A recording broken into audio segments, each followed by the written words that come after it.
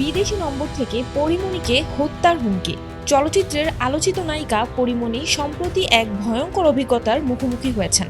বিদেশ থেকে একটি অজানা নাম্বার হতে ফোন করে তাকে হত্যার হুমকি দেওয়া হয়েছে।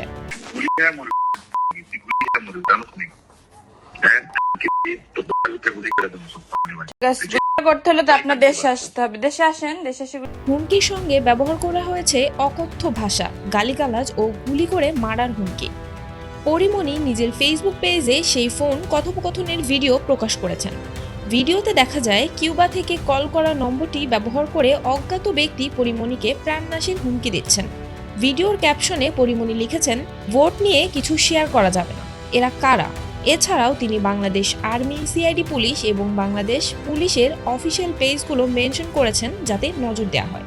পরিমণি এই ঘটনার বিষয়ে বলেন, হঠাৎ করে বিদেশি নম্বর থেকে কল দিয়ে আমাকে গালাগাল করা হয়েছে।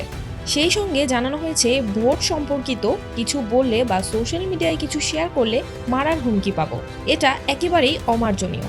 এদিকে পরিমণির বেশ কিছু চলচ্চিত্র মুক্তির অপেক্ষায় রয়েছে। তিনি সম্প্রতি গোলাপ নামের নতুন সিনেমাতেও চুক্তিবদ্ধ হয়েছেন, যেখানে তার সঙ্গে জুটি বেঁধে অভিনয় করবেন নীরব। সিনেমাটির শুটিং শিগগিরই শুরু হবে বলে জানা গেছে। ভিউয়ার্স, এই ধরনের আপডেটেড এবং ইন্টারেস্টিং নিউজগুলো সবার আগে পাওয়ার জন্য অবশ্যই চ্যানেলটি সাবস্ক্রাইব করে চ্যানেলের পাশেই থাকবেন।